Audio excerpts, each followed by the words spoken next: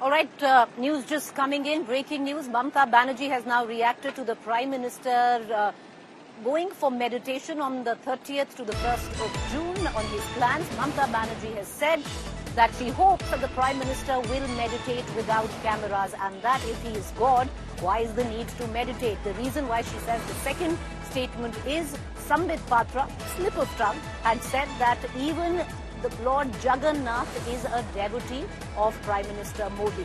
Mamata Banerjee had also raked up Prime Minister's comments in recent interviews where he had said that Paramatma has sent him and he is quite convinced that he hasn't been biologically born. But away from all of that, listening to what Mamata Banerjee said.